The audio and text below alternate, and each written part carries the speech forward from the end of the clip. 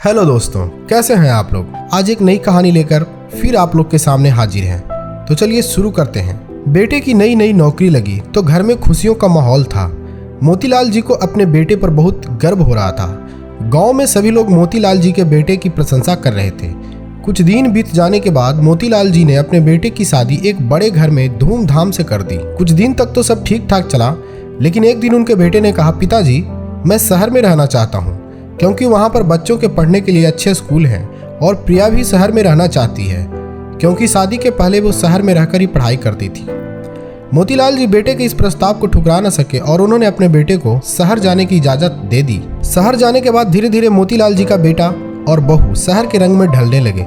शुरू में तो डेली मोतीलाल जी अपने बेटे से बात कर लिया करते थे, लेकिन धीरे धीरे बात करने का यह सिलसिला हफ्तों से महीनों में और फिर सालों में बदल गया।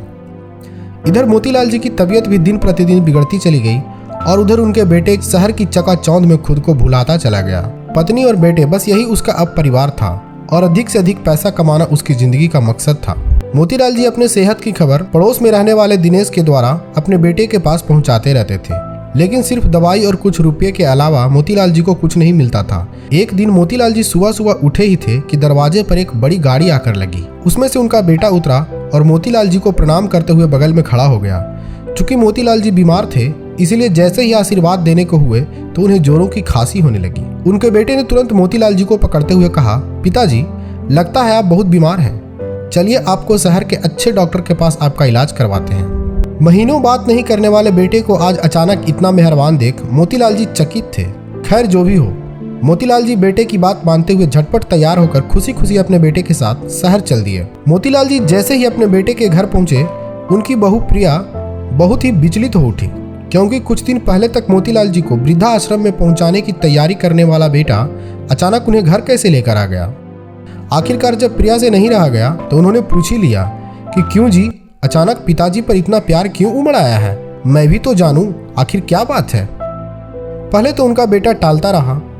जब प्रिया जिद पर अड़ गई तो उन्होंने अपनी व्यवस्था जाहिर करते हुए कहा कि देखो प्रिया, बात दरअसल यह है कि कुछ दिनों पूर्व मैं अपनी जन्म कुंडली लेकर शहर में पधारे प्रकांड ज्योतिषाचार्य के पास गया था और उन्होंने मेरी उम्र के बारे में जानकारी दी। उन्होंने कहा कि बेटा तुम खुशकिस्मत हो, तुम्हारी उम्र भी तुम्हारे पिताजी की जितनी ही होगी और जीवन भी हूबहू वैसा ही होगा जैसा तुम्हारे पिताजी का रहेगा।